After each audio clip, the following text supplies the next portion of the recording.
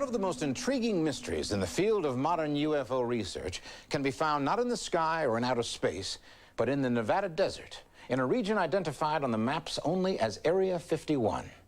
There, in the vicinity of the dry bed of Groom Lake, this complex reportedly operates day and night, seen by countless witnesses and photographed time and again.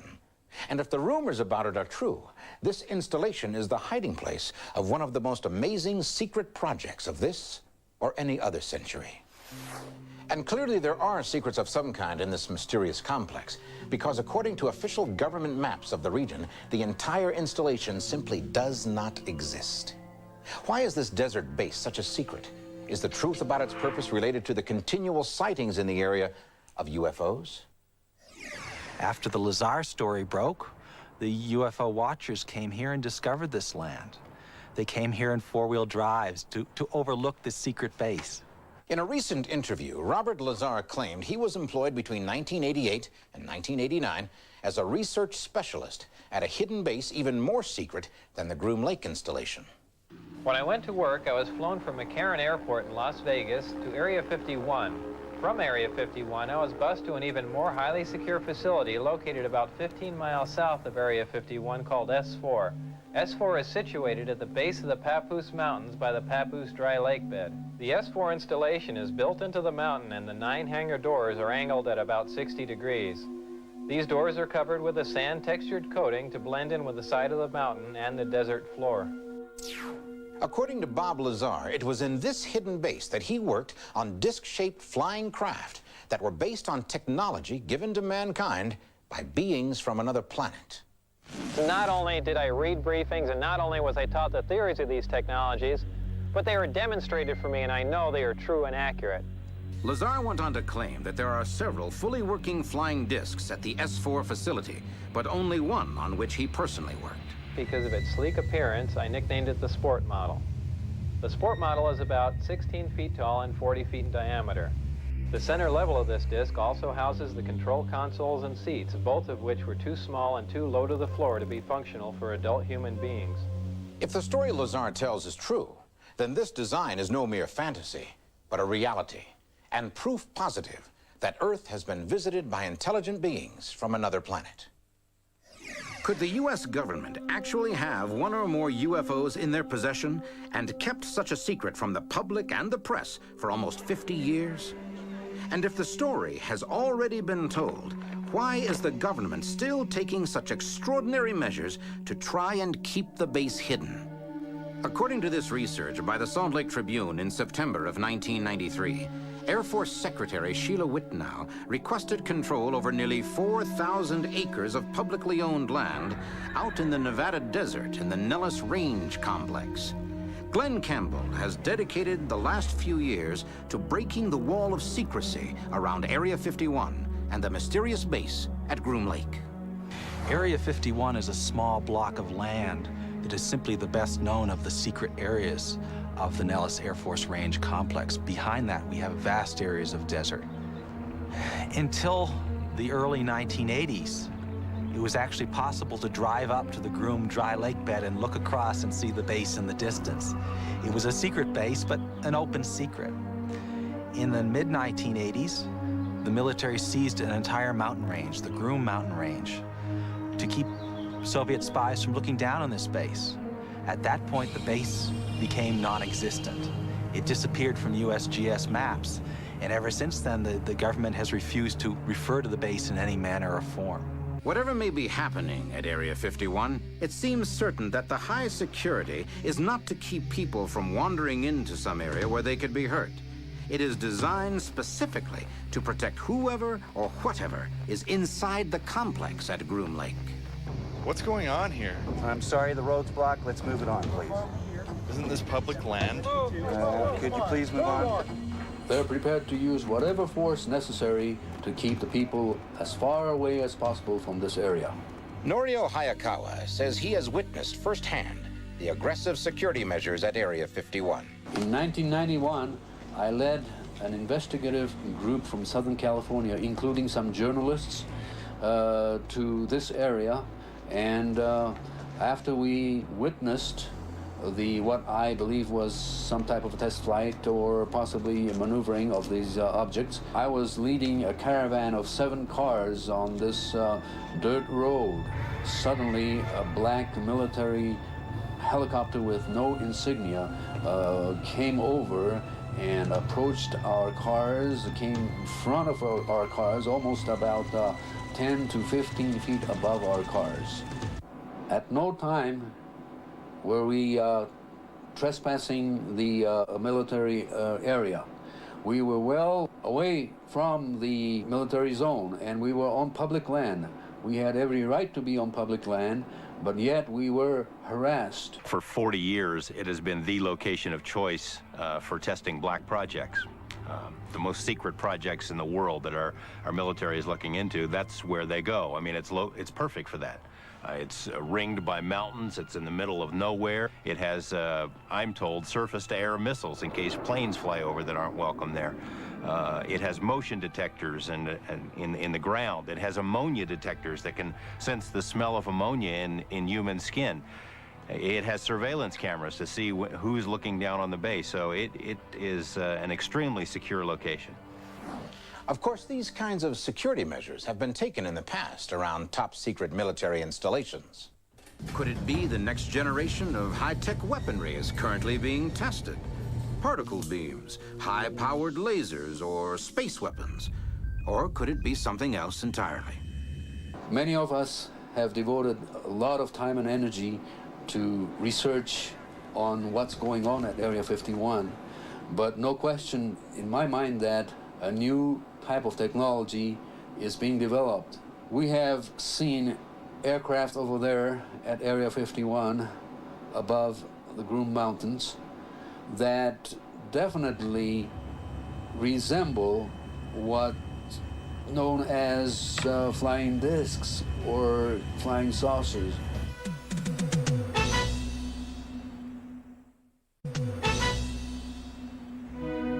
Hundreds of UFO watchers regularly drive out into the Nevada desert, across public land, and make their way up to the top of Whiteside Mountain or Freedom Ridge to try and catch a glimpse of what they believe to be a captured vehicle from another world.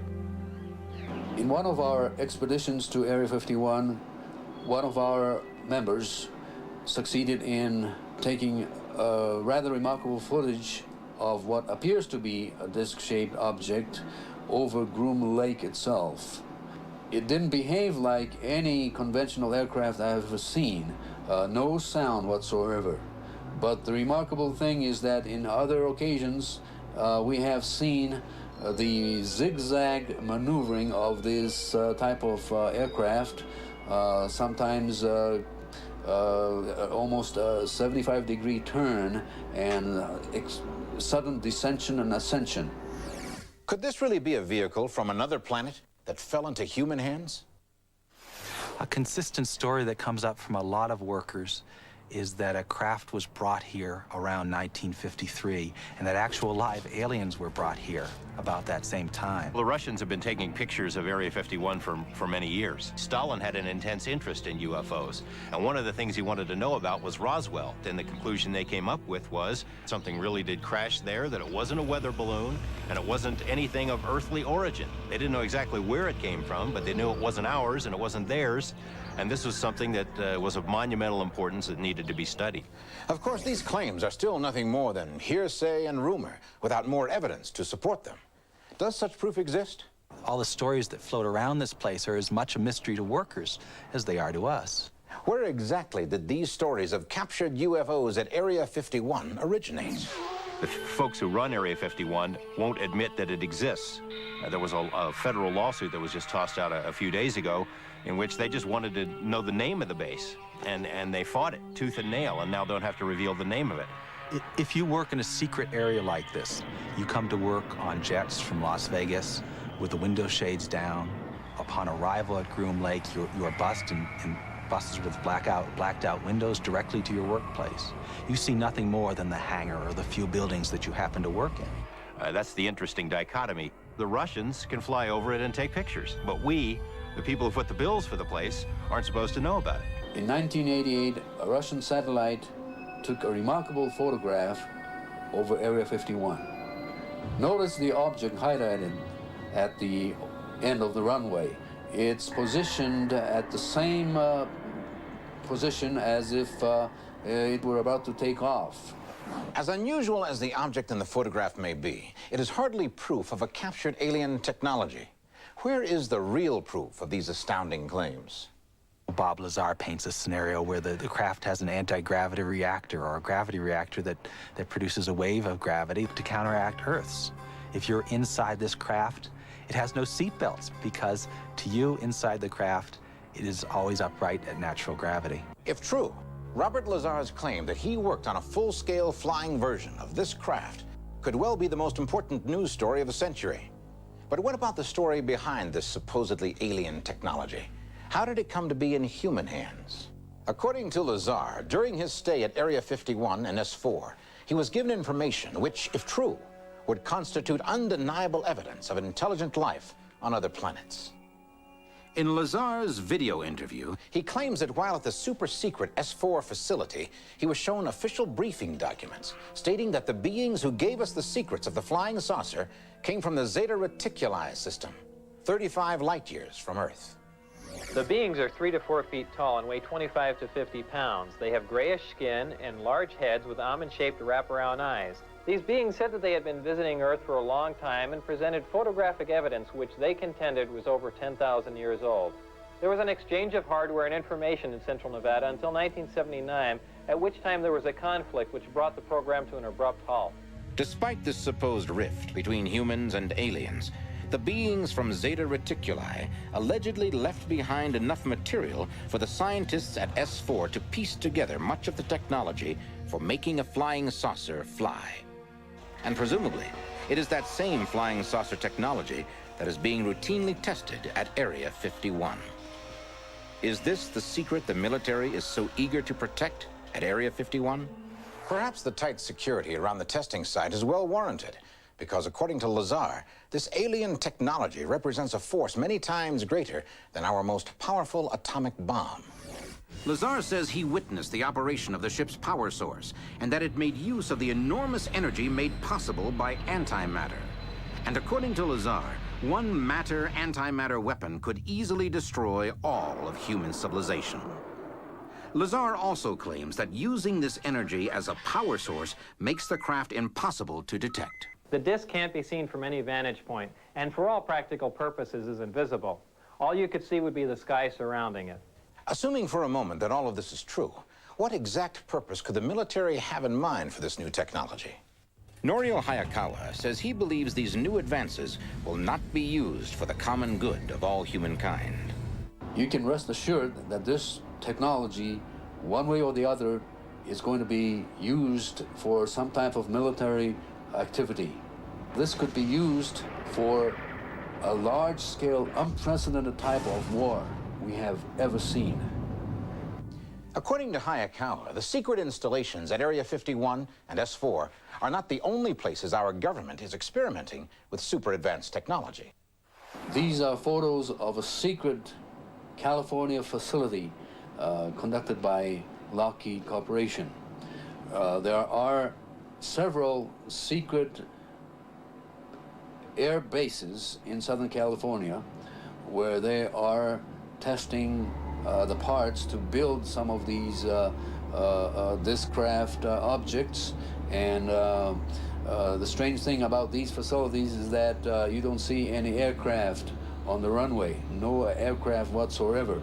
When this facility was under construction, people near the area have seen rows and rows of cement trucks almost 24 hours a day for several weeks at a time, indicating that a large underground complex was being constructed.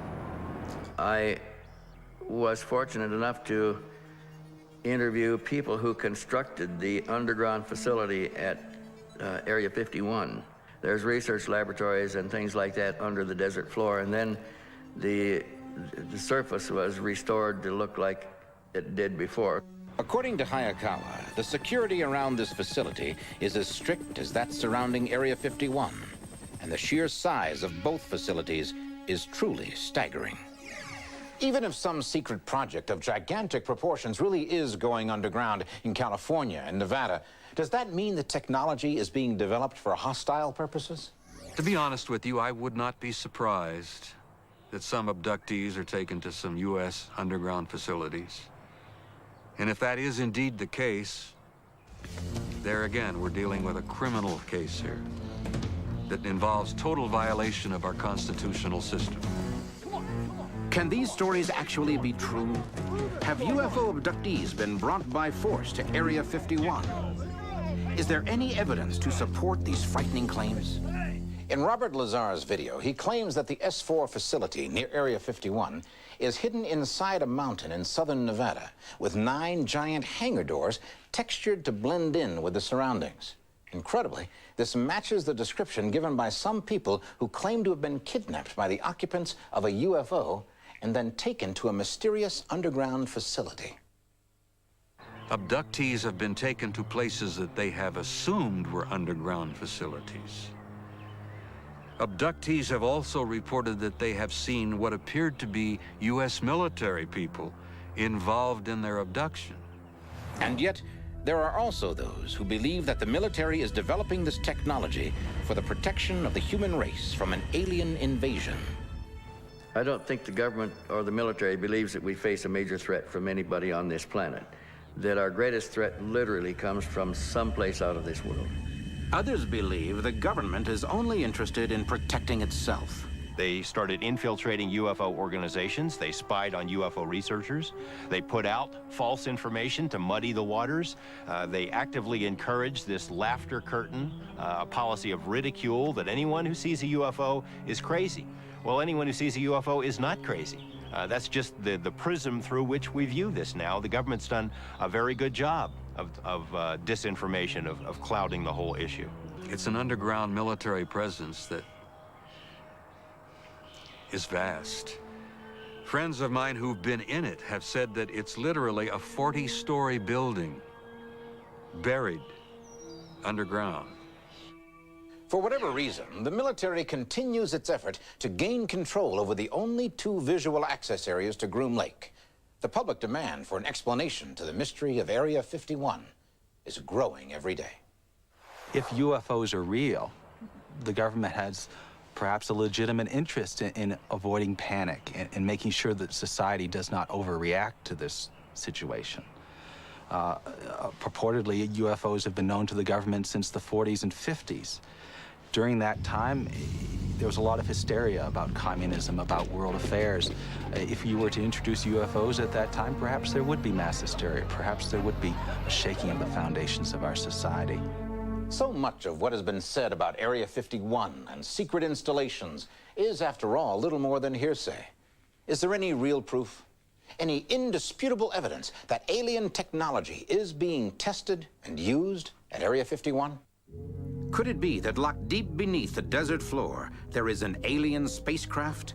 Is it possible that behind the tightest ring of security in our history, there actually exists proof positive of life on other worlds? And if that proof is there, it brings up another, even more profound question. Would the world be better off if that startling disclosure were reserved for some future chapter of UFO Diaries?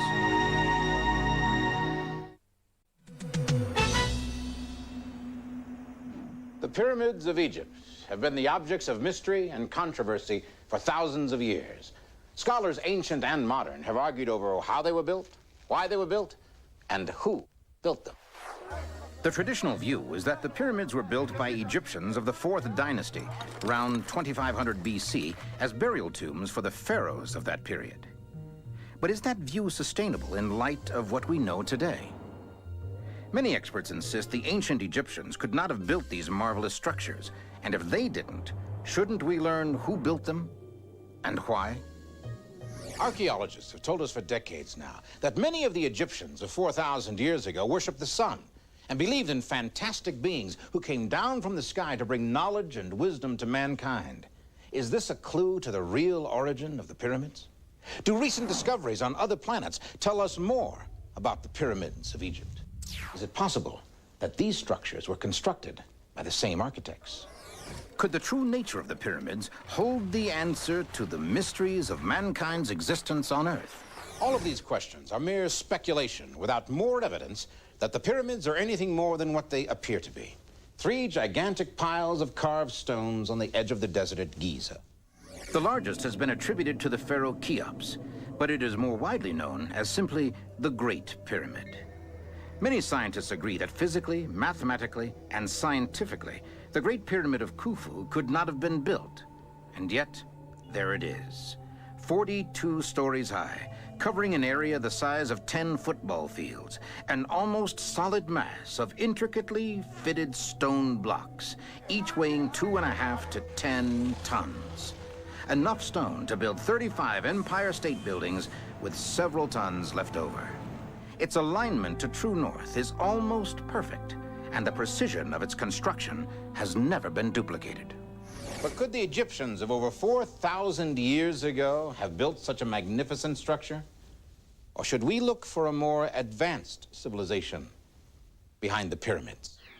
The Greek historian Herodotus established the traditional view when he visited Egypt in the 5th century BC and wrote that Egyptian crews of 100,000 men, replaced every 3 months, built the Great Pyramid in 20 years. But is that possible? To build the Great Pyramid in 20 years, as some archaeologists claim, would have meant setting one of those huge stones every 3.5 minutes, 24 hours a day.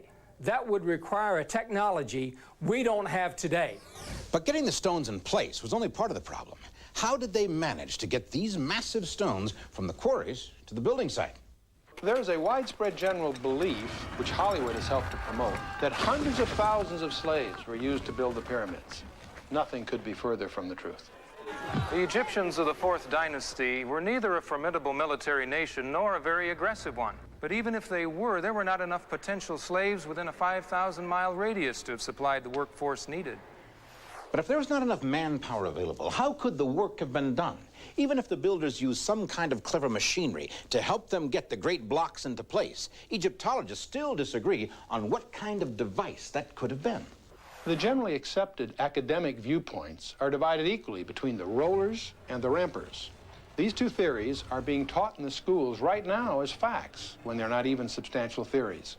With the ramper school of Egyptology, we are asked to believe that a mile-long ramp was built, rising in slope as the pyramid increased in height. Actually, it would have required more effort to build the ramp than to build the pyramid itself.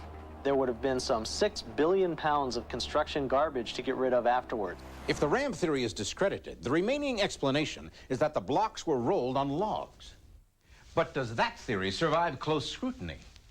Moving a given stone in this manner can be demonstrated, but some rather obvious consideration should have dispelled this notion long ago. The only trees available in ancient Egypt were date palms, and as a food source, it's unlikely they would have been cut down.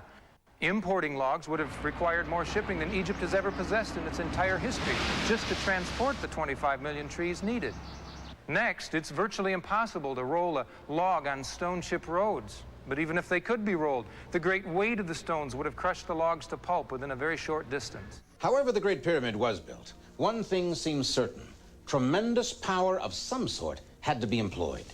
Since the ancient Egyptians, so far as we know, were dependent solely on muscle power, and that seems insufficient to the purpose, what was the force that put all those gigantic stone blocks so carefully into place? And keep our minds open to perhaps at some point learning that this is a very real possibility, that other civilizations, other beings, maybe perhaps from other planets, solar systems, or galaxies, assisted the Egyptians in the construction of the pyramids. Supposing that some traveling race from another world did in fact build the pyramids, did they leave any clues as to the purpose of these structures?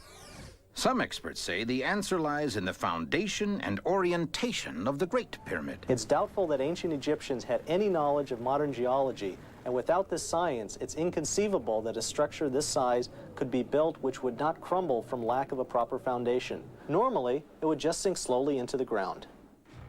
In modern construction, engineers find a settling rate of 6 inches in 100 years acceptable for office buildings. In 5,000 years, the Great Pyramid, weighing 14 billion pounds, has settled less than 1/2 inch. This engineering marvel does suggest that whoever built the pyramids not only intended for the structures to remain as they were for millennia, but knew how to achieve that goal. And as engineers now tell us, they also knew how to keep the four sides of that giant edifice in almost perfect alignment. In modern construction, if the builders could maintain each side of the 756-foot wall within 6 inches of being perfectly straight, then it would be a tremendous accomplishment. But the Great Pyramid is only off of straight alignment by approximately 1/4 of an inch. That's totally impossible to duplicate in today's modern construction field.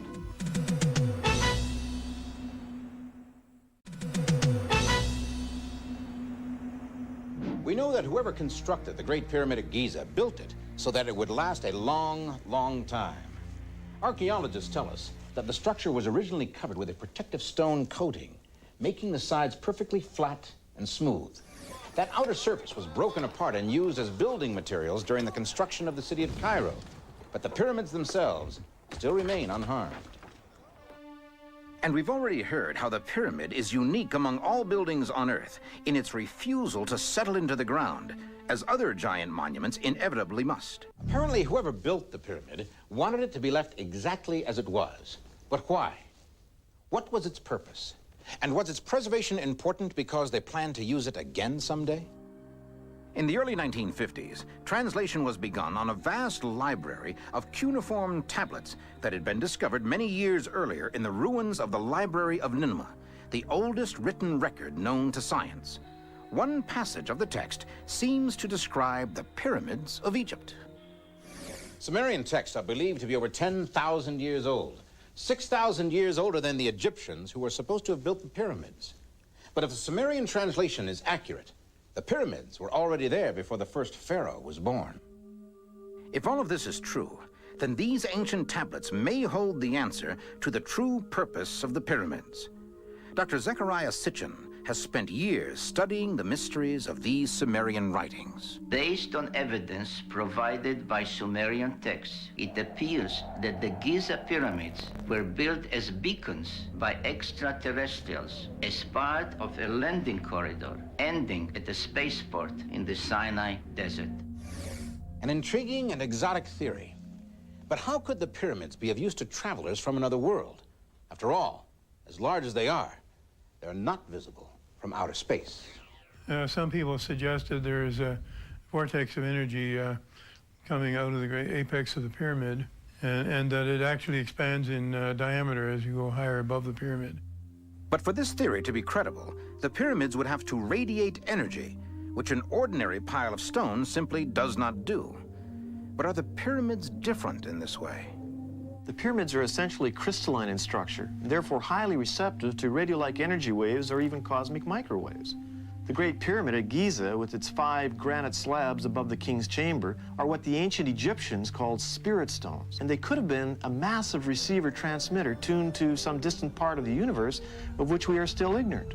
There's a vortex of energy emanating from the apex of the pyramid, which actually expands in diameter as it rises higher and higher into the heavens.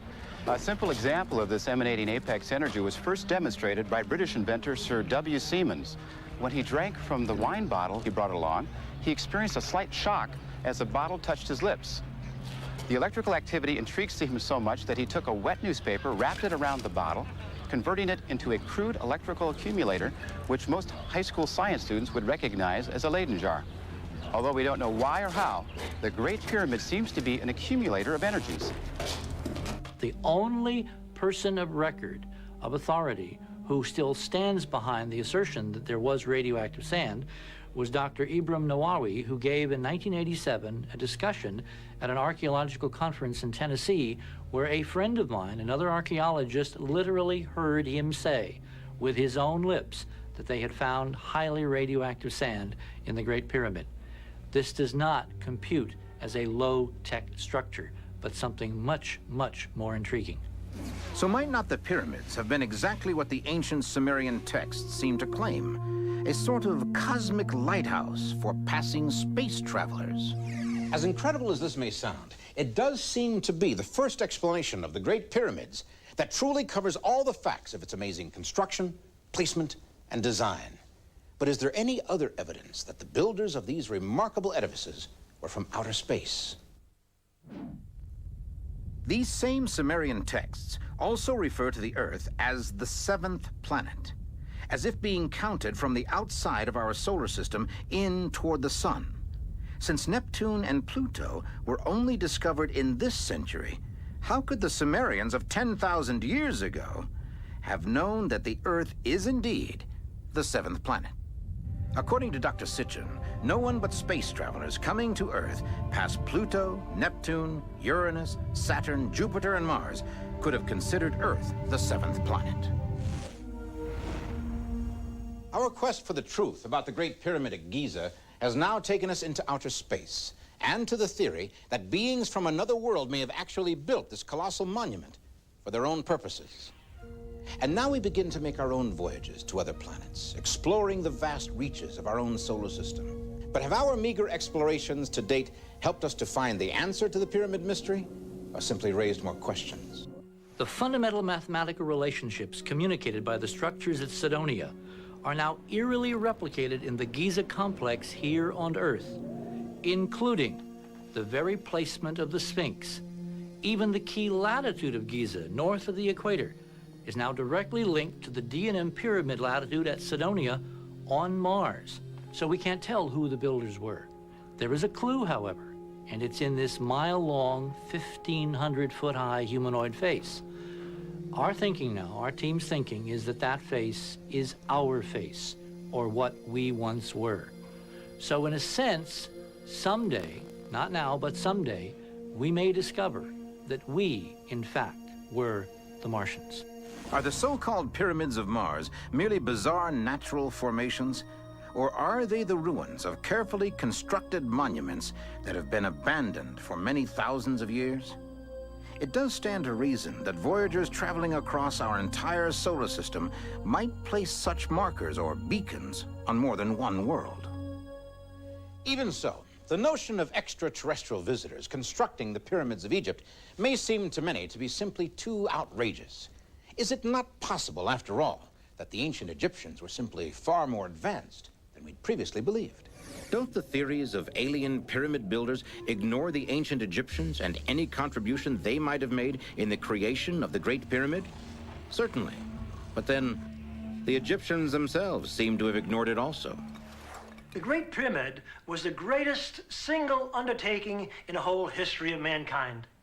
And yet there's not one picture or drawing, not one artifact, not one inventory or tally sheet to tell of its construction. The Egyptians left us some 3,000 years of written and pictorial history, covering virtually everything that happened in their culture, from babies being born to plowing and harvesting, building, weaving, sacrificing, praying, embalming, but nothing about the pyramids of Giza. Why? When you enter the Great Pyramid, it's devoid of these hieroglyphs. And the answer is simple and explained by the fact that the Great Pyramid was not built by Egyptians. The Great Pyramid was built by a group of people which are known as Hyksos, or shepherd kings, rulers of foreign countries that came into Egypt and constructed the Great Pyramid with better methodology. In light of all the new findings, experts seem to be reaching the same conclusion. Could it be that the proof of extraterrestrial visitation to Earth has for centuries been right there before our very eyes? Do Egyptian records fail to mention the construction of the pyramids because they were already there when the Nile Valley culture began to flourish? Is this the final proof that the pyramids are the keepers of a mystery that we may never solve? Until that time, the pyramids continue to stand silent and mysterious, refusing to allow their secrets to become a completed chapter of the UFO Diaries.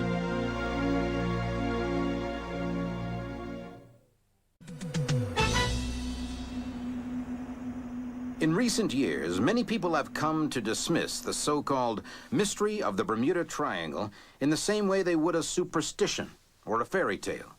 But given the growing body of evidence that many things are happening there that are beyond our understanding, there seems to be a pressing need to examine the legends and the facts about the Bermuda Triangle. To many, the Bermuda Triangle is nothing more than the nickname given to an area of the mid-Atlantic, roughly cornered by Florida, Puerto Rico, and the island of Bermuda. But is it anything more? Is it in some way different from any other part of our planet's oceans? According to many who study the mysteries of the Bermuda Triangle, since 1945 alone, there have been over 1,000 vanishings of everything from huge naval vessels to private boats, from small planes to commercial airliners. But of course, not only the craft disappear forever, but all the people on board them as well. I think the most spectacular mystery about the Devil's Triangle is probably one of the ones that's more played down than any other, and that's the disappearance of the Navy ship USS Cyclops. This was a 500-foot, 19,000-ton coaling ship, and this took place during World War I. Back then, they had coal ships instead of tankers because most of the ships operated on coal. Well, this ship had over 300 officers and men on it, put to sea from Barbados in the British West Indies, bound for Norfolk, Virginia. It was never seen again. The ship and the 300 officers and men disappeared without a trace. Some claim that violent weather in the region is responsible, that sudden squalls have downed aircraft and sailing ships alike, sending them in moments to the bottom of the sea. Others, however, suggest a far more sinister force is at work. Over the years, I have checked and rechecked almost every theory as to why so many ships, aircraft, have vanished in the Bermuda Triangle without a trace. From the old Spanish Admiralty records that Columbus wrote, we learned that he was the first to record the strange and frightening images in the night sky over what we now call the Sargasso Sea. We can only guess at the nameless dread that must have filled the hearts of the intrepid seamen lost in a strange and frightening world. But from his log and reports, we know that the Columbus expedition encountered the same mysterious phenomenon in the Bermuda Triangle that continues to haunt us, even in the pre-dawn of the 21st century. Columbus also recorded that the island natives, like the Caribs and the Iroquois of Puerto Rico, were long familiar with strange occurrences in this part of the world. Their legends contain many stories of sky gods and green fireboats that could fly in the sky or under the water. One of the most famous lost aircraft cases is that of Flight 19, 5 aircraft that vanished together shortly after World War II. It is also the story that many believe gives us the first clue linking the Bermuda Triangle to UFOs. It began routinely enough on December 5th, 1945. An advanced training flight was scheduled for takeoff at 1400 hours. 5 pilots and 10 crew members were scheduled to go up. Ironically, their course was to be a simple triangle with an expected flight time of 2 hours. The flight leader was Lieutenant Charles Taylor, an experienced combat pilot with over 2,500 hours of flying time. Flight 19 had completed the first leg of the flight plan and turned north. Suddenly, all of the aircraft began experiencing problems with their instruments. This is Foxtrot 28, calling Foxtrot 36. My instruments have gone crazy. My instruments are malfunctioning too. Where are we? Some 40 miles away, Lieutenant Robert Cox, a training instructor, picked up their transmissions, but for some reason they couldn't hear him. Cox called the base station in Fort Lauderdale, which had lost contact with Flight 19, and immediately emergency procedures went into effect. Base operations continued to receive Lieutenant Cox's transmissions, which told them Flight 19 was lost and disoriented, but they could not get through to Taylor or any of his pilots. Ham radio operators up and down the coast were also tuned into the lost flight and monitored their frequency. Then, as night fell, one of them caught the last words to ever be heard from Flight 19. Don't come after us! They look like... What could Lieutenant Taylor have seen that caused him to insist that no one try to rescue Flight 19? Meanwhile, according to Berlitz, a huge search and rescue mission had already been launched. But then the first plane to respond to the emergency, a giant Martin Mariner with a crew of 13, disappeared from radar. In the end, Flight 19 and the Martin Mariner, 28 men in all, disappeared without a trace, as if they had passed through some window into another dimension. According to Berlitz, the Naval Board of Inquiry attributed the disappearances to malfunctioning navigational equipment that caused the planes to run out of fuel far out at sea. But is it really possible for this to happen to all 6 planes simultaneously? Berlitz goes on to say that one member of the Board of Inquiry was quoted as saying Flight 19 had vanished as completely as if it had flown to Mars. Could that remark, in fact, be very close to the truth?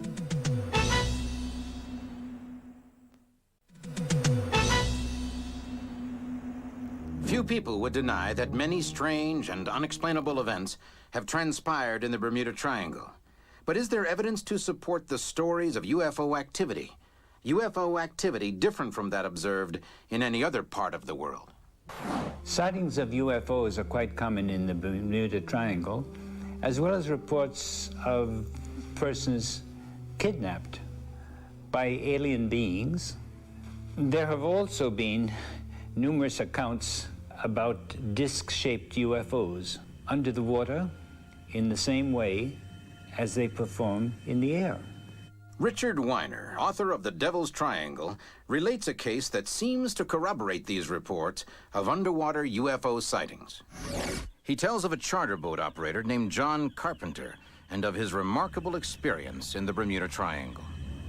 Carpenter apparently saw 2 UFOs exploring the water with some sort of projecting energy beam. Carpenter then saw exactly what so many others had reported seeing. Carpenter's experience would seem to confirm that whatever is going on in the Bermuda Triangle goes through the water or through the air with equal ease. It isn't just beams of light or beams of energy that punctuate the puzzle of the Bermuda Triangle. There is also some sort of fog or mist, and it seems to have a variety of peculiar effects on ships and planes. Einstein said the Bermuda Triangle could be a cosmic doorway leading to a different time and space continuum. Do UFOs have the key to that door? We're dealing with something which is interdimensional. We're probably dealing with something which has been around for a very long time, not just since 1947. The UFO phenomenon is something highly complex and is composed of many, many different aspects. Well, you have to ask the question, are they from another planet? We don't know the answer to that. A lot of people believe they're extraterrestrial. A lot of other people believe that they are from other dimensions, parallel universes, time travelers, that they're us at 2 million years in the future, maybe separated from our reality by some thin psychic membrane. UFOs have often been seen in the area by many witnesses, and a beam of intense energy has figured prominently. But other witnesses tell of a greenish glow or mist. Charles Berlitz has recorded for us the case of Chuck Wakely, who was piloting for Sunline Aviation in Miami. Wakely had completed a charter run to Nassau and was headed back to Miami. According to him, the sky was perfectly clear. Suddenly, he was surrounded by an intense greenish light, so powerful, in fact, that he could no longer see outside of the plane. Wakely said his instruments then began to malfunction badly. Soon, there was little he could do but release the controls and let the plane fly itself. Then, according to Wakely, the glow just as suddenly faded and everything returned to normal. So if disappearances in the Bermuda Triangle are part of the UFO abduction phenomenon, have there ever been missing time episodes there? Take, for example, the case of National Airlines Flight 401. The Miami Tower was called for a time check. The instrument panel clock was right on. They were 20 minutes out and right on schedule.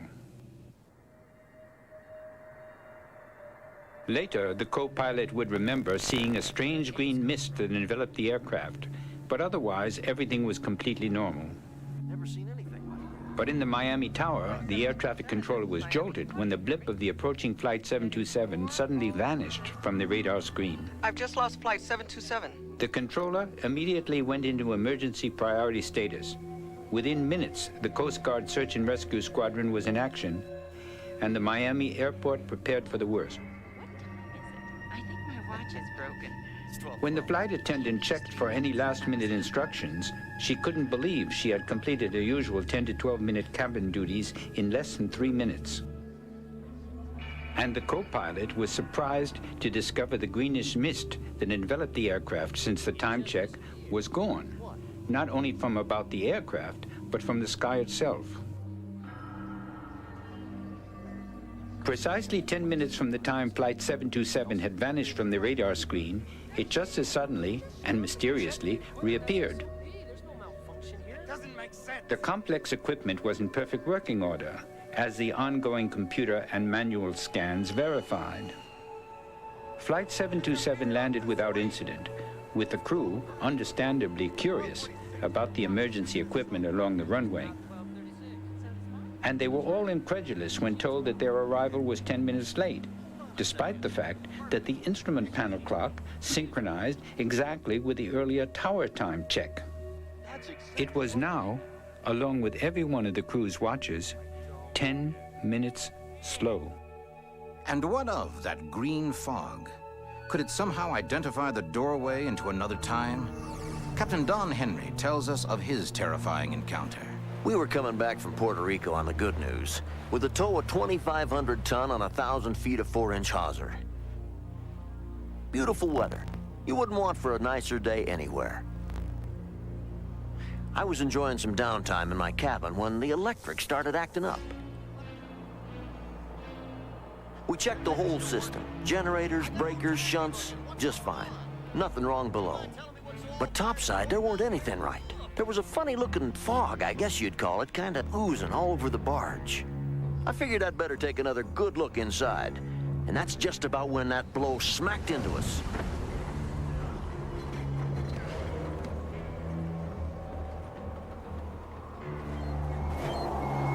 "25 years at sea, I never saw the likes of that squall. It come out of nowhere. All our instruments were going crazy. Compass, radio, radar, engine monitors, absolutely berserk. At first, we was just worried about losing the tow, but then we started getting worried about our own skins. We were redlined at 850, big twin 2,000 horse EMV diesels churning up green water, and we couldn't make a foot of headway. Something had a hold of us and wouldn't let go. Then just like that, the squall was over. We set the automatic pilot to go check damage, and we haven't lost no rigging or deck gear. But then what I saw gave me goosebumps all over. A half-ton of hawsers stiff-stretched after the fantail, and not a thing connected to the bitter end. When we got her hauled in, you could see there wasn't no eye splice, and the line wasn't raggedy like it had parted. No, sir. Looked like it had been whacked off with a fire axe, and there was a bone-aching chill in the air. Yet the rails and fittings were hot enough to give you a smart burn. We had a narrow escape from whatever took hold of us out there. A half-ton of tow rope stretched out to nothing, and the barge was simply gone. Could aliens actually be controlling events in this part of the world? In seeking an explanation for the mysteries of the Bermuda Triangle, evidence presents itself that seems to indicate that real culprits are invaders from another world. But is this the only possible explanation? The blue holes in the ocean apparently have the quality of swallowing things that fall into them more quickly than other parts of the sea. It is a curious fact that no debris has been found from the ships or planes which have disappeared in the triangle. It has even been suggested that for some reason it has been important to take ships and planes intact to somewhere else. About once a year, some salvage crew will claim they found one of the missing TBM Avenger torpedo bombers. The most recent one took place right off Fort Lauderdale a few years back. They said they found 3 or 4 planes together on the bottom, and that sounded really like they had found the missing Flight 19. But doing a little research, I found out that after the war, they had a lot of planes or TBMs at the Fort Lauderdale Naval Air Station that they had cannibalized parts off of for other planes. And they couldn't fly those planes out, so to get rid of them, and they were surplus and of no use to the Navy anymore, they loaded them on barges at Port Everglades, took them out to sea, and shoved them overboard. And my theory is that's what the 3 or 4 planes they found off Fort Lauderdale were. Are entire ships and planes being captured by vessels from another planet? And if so, Why would this happen in only one part of the world? The strange goings-on in the Devil's Triangle are not exclusive to the Devil's Triangle. There's also an area off of the east coast of Japan called the Devil's Sea. If you went in the center of the Devil's Triangle and you bored a hole through the center of the Earth, you would come out in the center of the Devil's Sea. And the Devil's Sea and the Devil's Triangle are the only two places on Earth where the compass points to the true north, not the magnetic north. Could this really be the solution to the centuries-old mystery of the Bermuda Triangle? And if so, does it indicate the final fate of those who've disappeared there? It's a little bit unsettling that we don't know this yet. We should know it by now, but this is such a clandestine phenomenon that we have been unable to come to a firm agreement about what the concluding aspects of this abduction phenomenon is. However, we are on the verge of that. We're right now in information overload. Right now we know tremendous amounts about this subject, and we are closing in on the ultimate purposes. And I think within the next few years, we are going to completely solve this phenomenon, and we are going to know what the entire UFO phenomenon is all about. Thousands of people are missing without any explanation.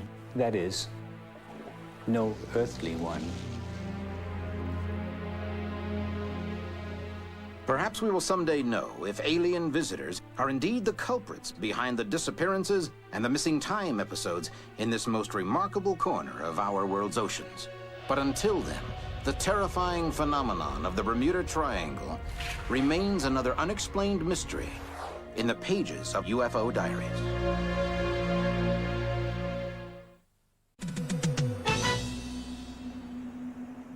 The planet Mars is next to our own, the fourth world counting out from the sun. Barren, perpetually cold, and with a thin atmosphere of poisonous gas. Surely no intelligent life could survive there. The surface of Mars, we now know, is covered with meteor craters, gigantic mountains, and deserts that reach around the entire planet. And one thing more. A giant sculpture that many scientists now speculate was created by some unknown race of intelligent beings. And if it is what it appears to be, what does that have to do with Earth? Mars is our nearest and most reachable galactic neighbor, but for some as yet unexplained reason, trying to study this planet has met with failure after failure. Beginning with 2 attempts by the Soviets in 1960, both missions mysteriously failed. After the problems the Russians had getting their probes to Mars, the American scientists started to joke among themselves about some great galactic ghoul that was preventing our missions from getting there too. In November 1964, the Americans launched the Mariner missions to Mars. But as it approached Mars, Mariner 3's camera shroud failed to open, making the camera useless. It does indeed seem that missions to Mars have met with an unusually high failure rate. But in July of 1965, the American probe Mariner 4 finally brought success and completed the first flyby of Mars. So had Earth scientists at last outwitted the galactic ghoul? Apparently not. When the Soviets then attempted to actually land a probe on Mars, something astonishing happened. Everything on the Mars probe seemed to be working perfectly, and then it just shut off. Could it be that there's something out there that's interfering with Earth's efforts to conquer space? Or is it all just an incredible string of coincidences? Whatever the reason, it was 5 years before the United States made another attempt to reach Mars. But in 1976, the Viking probe began sending volumes of images back to Earth from their orbits above Mars, including these.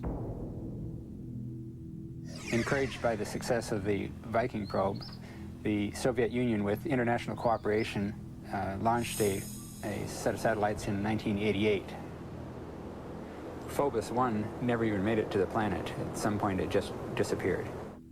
Phobos 2, the probe that was sent up to look at one of the moons of Mars, apparently encountered something very strange, of which the Soviets had a picture that did surface in the United States. Of a very massive elliptical shape object. The NASA individuals here that may know about it, of course, would never make a comment on it. And then it too disappeared. Has this bizarre string of space disasters occurred because we caught a glimpse of something we were not supposed to see? Has the Viking space probe presented us with a mystery that is unsolvable? The mystery first began to unfold in 1976, when the unmanned Viking space probe was going about its highly successful mapping mission of our neighbor planet. When the images that were transmitted back to Earth began to be analyzed, this surface feature in a region designated as Cydonia caught the attention of people all over the Earth. The initial official reaction from NASA about this photograph is that it was just a trick of chance sunlighting. Certainly no one believed that there was a huge carved face on the surface of Mars. Besides, who could have made such a thing? No one believes in the science fiction version of men on Mars. And we know that Mars is not capable of supporting intelligent life as we know it. So the idea of this being a creation of intelligence was not even considered by NASA.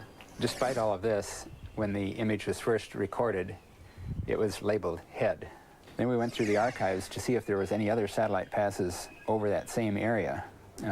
NASA said there wasn't at first, and we looked through their archives and found one.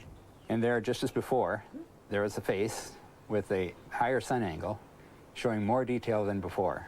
And images of the eyes showed pupils, and of the mouth area showed teeth. We were very impressed. These two separate frames, identified by their NASA frame numbers 35A72 and 70A13, also contain considerable detail about the surrounding area, revealing several other images that DiPietro and Molinar found as exciting as the mysterious face. About 10 miles away from the face is a couple of pyramids. And the strange thing about those pyramids is they're very regular triangular shape. In the corner of each corner there appears to be a buttress, and on close examination the buttress itself is pyramid shaped. Was this undeniable proof that an intelligent race had once lived on the planet Mars? This would be really, really remarkable for this to be a natural formation.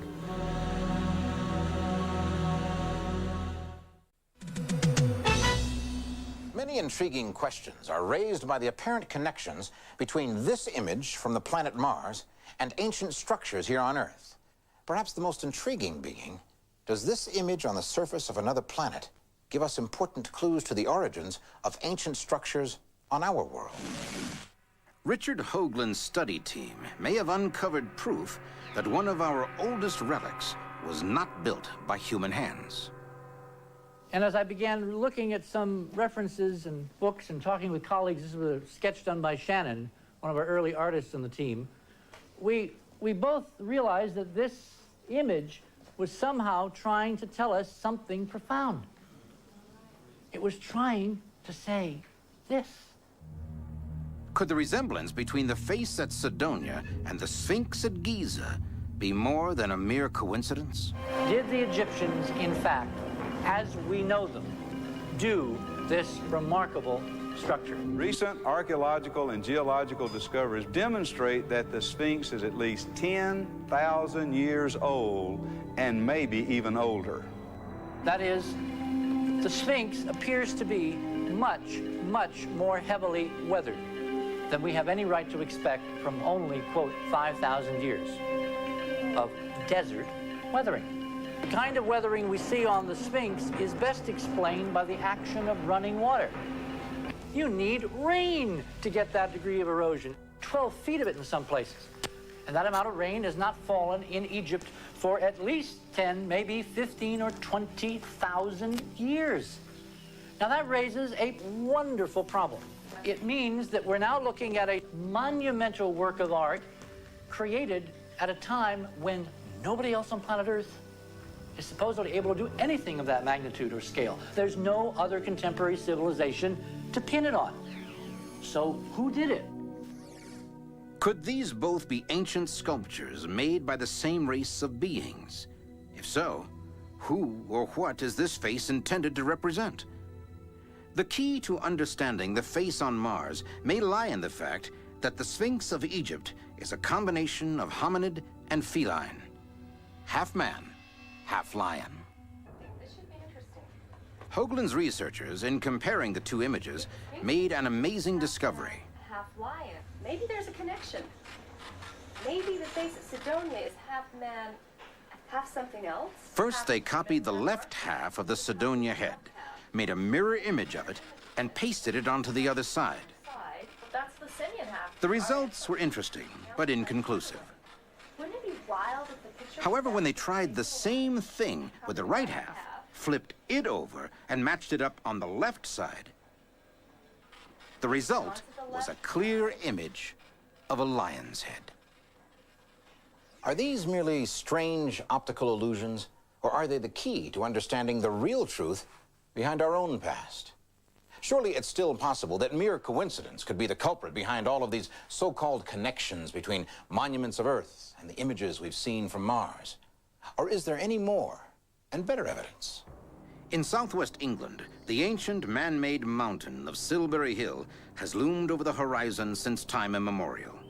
Nearby is Avebury, believed to be a fortress centuries old, tall, earthen walls protecting an inner mound. The area also contains an amazing connection to the structures at Cydonia. The connection here was determined not by simple observation and supposition, but was founded in the solid facts of geometry.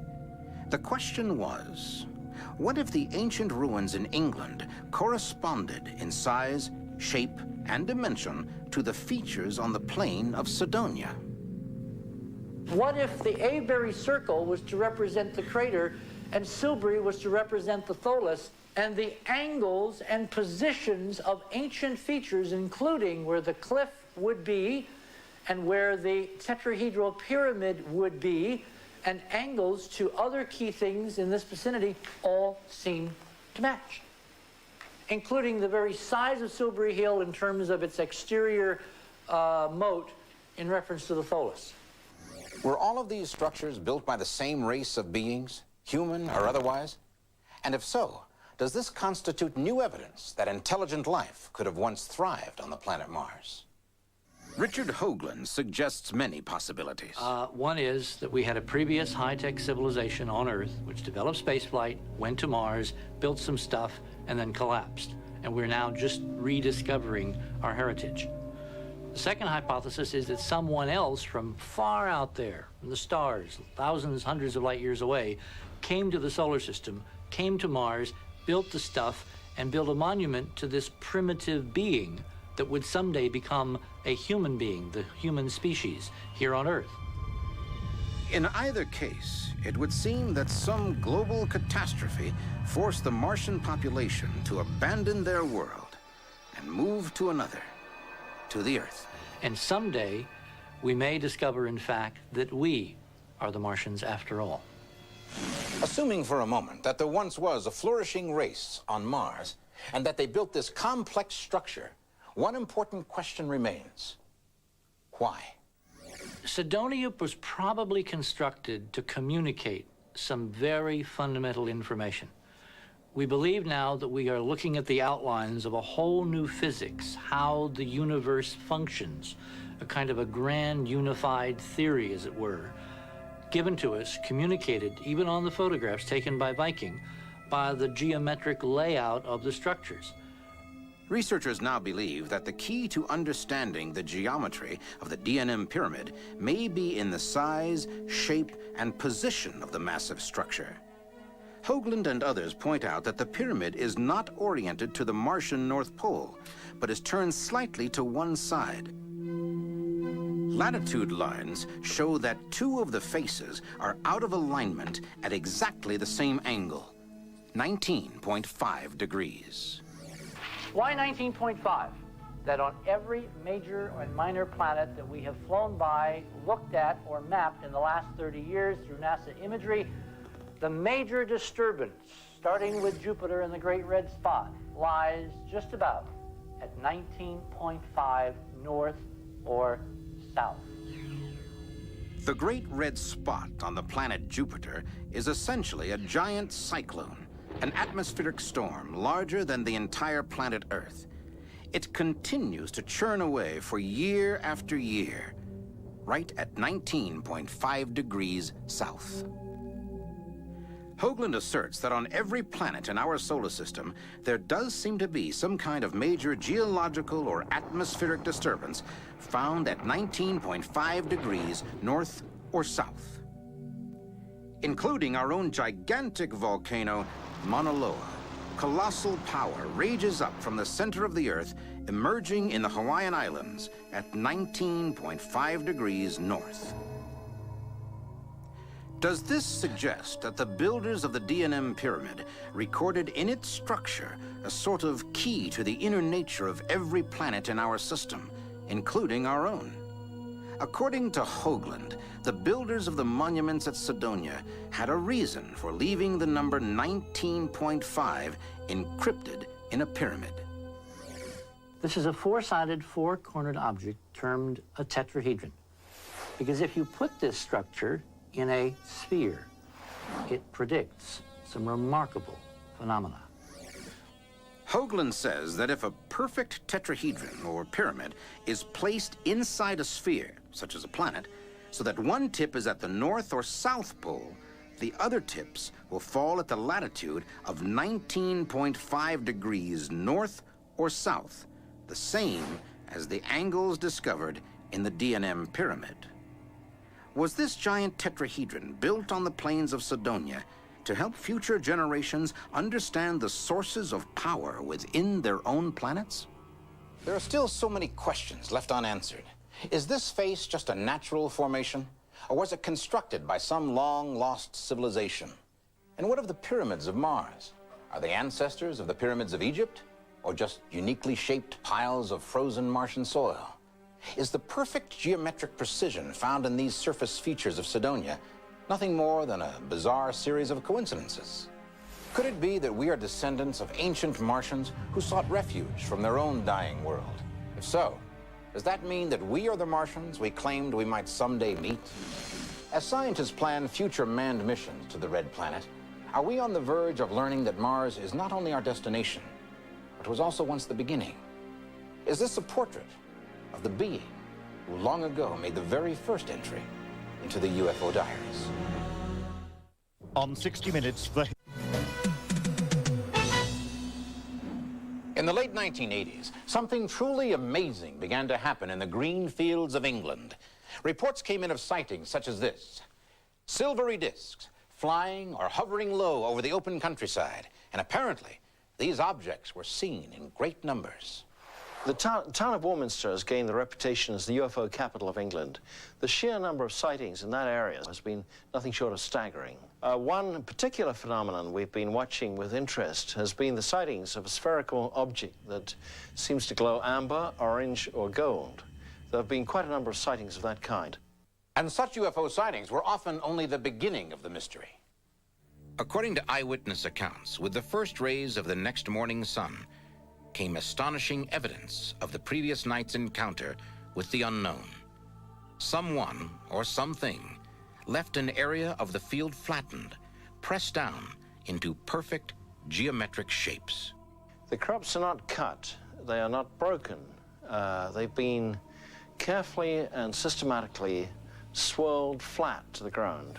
And over the years, these patterns have revealed themselves to be perfect circles, or ovals, or circles with rings, and sometimes circles, rings, and satellites.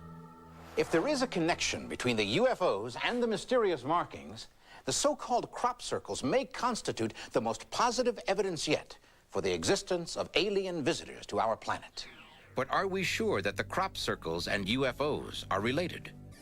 Remember in the fall of 1991 when these two gentlemen in southern England were trotted out on the world media as the explanation for the crop circle mystery?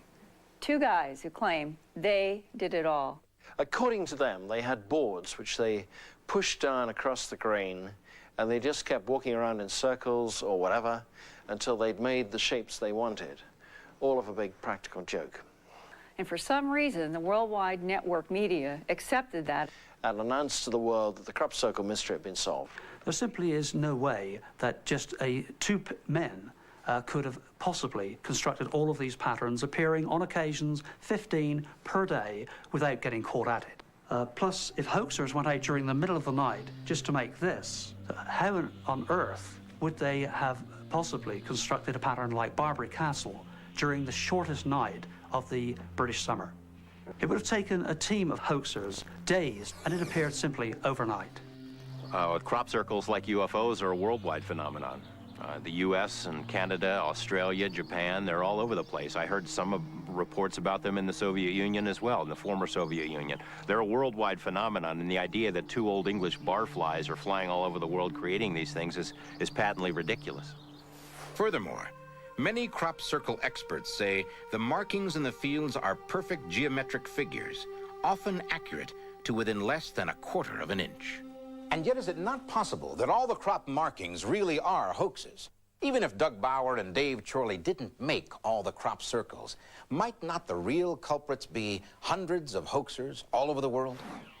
People that believe crop circles were made by human beings are overlooking some very important features of the crop circles. They are interwoven and intricately laid, not at all the way that they would be crushed to the ground if people stamped them. Current evidence seems to suggest that crop markings are created by some kind of aerial phenomenon, possibly a flying craft of extraterrestrial origin. But do we know that for certain? Much of what we've learned about the formation of crop circles has been based on eyewitness testimony. A young woman told us about a globe-shaped UFO from which came a beam of light she described as being brighter than white. A beam of light which struck down across the dark sky into a field near the ancient mound of Silbury Hill. In that field was discovered the next morning a Celtic cross pattern of crop circles.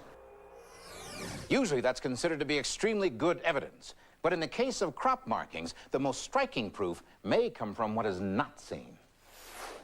Several people claim to have witnessed the formation of crop circles and state they did not see any silver discs or globes or tubes floating in the sky above them. In fact, all they saw was absolutely nothing that was causing this effect. There was no whirlwind or anything like that. And so it truly seemed that the stalks of grain were simply falling over of their own accord. We have more than 70 reports worldwide of people who claim to have seen things form. People describe frequently a buzzing sound. They will see the plants oscillating, whiplashing, and suddenly the effect takes place. And in less than 15 seconds, like opening up the fan, the plants are swirled and are lying to the ground. Many people describe seeing glowing lights, beams of light entering the area.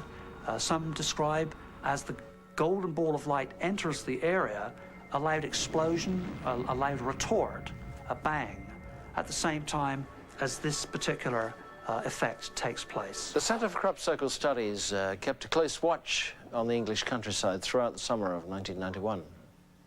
On June the 22nd, 1991, 3 of the observers spotted a glowing orange or golden ball hovering in the sky, then moving away at a fantastic speed. Unfortunately, there were no crop markings that appeared on that night, but other markings had appeared on other occasions within just 1 kilometer of that location. Then, Colin Andrews and his surveillance team were more fortunate. We set up a sophisticated surveillance operation in 1991 in which we deployed radar, low-light cameras, infrared, and we even stationed some dogs from a nearby farm in the field there. We secured the whole field with security, intruder infrared beams, and we're convinced that no human being, certainly, could enter that area without us knowing about it. But early that morning, we had fog formed, and without any effect on any of the equipment, no radar returns whatsoever, from the center of that fog as it melted away was indeed this intricate pattern. Is that the purpose of the crop markings? For everyone to see them? Are they a message to humankind from some other form of life? As the years have gone by, the crop markings have been changing. They've been becoming increasingly complex and increasingly pictographic. In fact, many people now refer to all crop markings as agriglyphs, which simply means crop writings. If the agriglyphs are messages from some other life form, what do these messages say? And is there any way to decipher the code of the crop circles? Many people believe that the meaning of the markings is related to the place where they are found. For example, in England, the vast majority of the markings have appeared in the area around Stonehenge, and also Silbury Hill, which is the oldest and the largest man-made mound in all of Europe. In fact, one of the most remarkable agroglyphs ever found appeared with its axis pointing directly towards Silbury Hill. Since we know that Stonehenge and Silbury Hill were the works of an ancient culture with a surprising knowledge of astronomy, we may wonder if whoever is making these symbols in the crops in this area didn't give them this knowledge thousands of years ago. Could UFOs have been common visitors to southwest England throughout its history? If so, it might explain at least one curious coincidence. In the region of the June 1991 sightings of the golden balls in the sky, there are numerous hills that still carry the names they were given hundreds of years ago. Is it significant that one of those was long ago named Golden Ball Hill? It is possible that someone has been trying to contact us for a long, long time, but that we haven't understood how to receive this message. I believe the crop markings are indeed messages, but not perhaps letters or words as we might think of them. I believe they are messages to the subconscious mind, a reminder of some deeply hidden part of ourselves that knows we are just one of many intelligent races in the universe. These extraterrestrials have been manipulating life on this planet for eons. If these are being formed by extraterrestrials, I guess we should at least be comforted in the fact that they have attempted at communication. If these are communiques, what is the message? Are the governments of the world telling us all we need to know? Are we only now deciphering what may be a centuries-old warning? As the crop circles increase in complexity, at some point, perhaps the creators will make themselves known.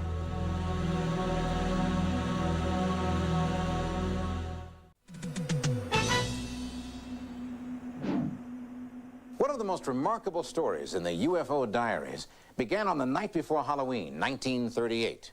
The famous actor and director Orson Welles led his Mercury Theater of the Air in a radio drama in the form of a news broadcast, telling their listening audience that invaders from Mars were rapidly conquering the entire Earth.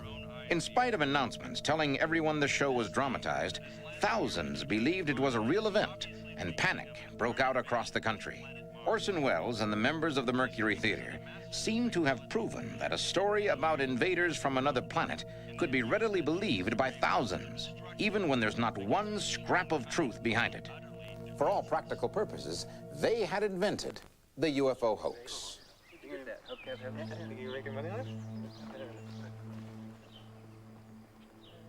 But according to many UFO researchers, that hoax would by no means be the last.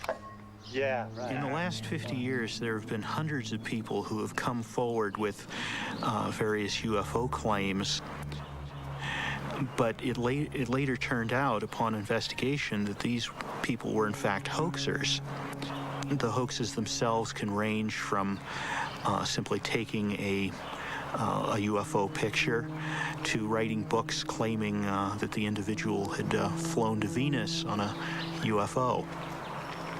In some cases, the individuals will present evidence which supposedly backs up their story, but again, upon investigation, the evidence proved not to be valid. Because of hoaxers, UFO researchers have been forced to provide more evidence for their claims. So for all of us seeking the real truth behind the UFO phenomena, hoaxes and frauds are a continual nuisance, especially when they're accepted by a large number of people as being the real truth. But how can hoaxes be detected?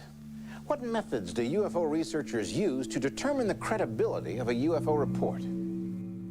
It's generally helpful to consider the motivations of a person presenting a UFO report. Historian Curtis Peebles tells how the truth behind one UFO report was discovered. In 1950, a man named Frank Scully wrote a book titled Behind the Flying Saucers. In it, he claimed that the U.S. government had recovered a crashed flying saucer near Aztec, New Mexico. Scully said he had been told the story of the crash by a millionaire oil man named Silas Newton. Now look, I'm giving you the story of the century, and if you know what's good for you, you're going to take it and run with it. That may be true, but I'm not going to write no story based on the evidence you told me. I have a reputation at stake. Now look, what if I were to give you some incontrovertible, verifiable proof that what I'm telling you is true? What kind of undeniable proof can you show me? And now you take a look at these. Newton described this disk as having remarkable qualities that no earthly material could match. Scientists in the country test it. He says it's bona fide. If he says it is, you know it is. All right, Silas, I'll test these. And if they're true, I'll write your story. That's all I want. In fact, it was ordinary aluminum, the same as used in pots and pans. It had taken one very resourceful newspaper man named J.P. Kahn to uncover the truth behind the story. They used the crash saucer story to defraud investors in their various oil exploration schemes. Man's in here, we tell them we got out of space, man. And we sell them shares at $50 per. And we say, hell, these guys are going back and forth between worlds. They sure as hell can dig a well. Subsequently led to their arrest and conviction on fraud charges. The Aztec incident and J.P. Kahn's exposure of the hoax illustrate how much confusion a hoax can cause in the field of UFO research. But what kind of evidence can be believed? After all, with many UFO sightings, there seems to be no real proof at all. Only one person's story of what they claim they saw. Is it in fact impossible to obtain real proof of visitors from outer space, even now that humankind has begun its own exploration of space? It would seem difficult to stage a false UFO sighting here. So would an astronaut's report of unidentified flying objects be considered undeniable evidence? During the early days of manned spaceflight, UFO sightings by astronauts seem to have been fairly common. But now UFO researchers are divided on how many of these accounts can be considered reliable. In some cases, the astronaut sightings were caused by simple mistakes by the astronauts themselves. One good example is the sighting which occurred on Gemini 4 by Jim McDivitt. He describes seeing a large cylindrical object with an arm sticking out of its side passing relatively close to the spacecraft. It wasn't until many years later that the object was identified as being Gemini 4's own booster rocket, which was in a similar orbit. It was a simple mistake, but it wasn't an alien spaceship.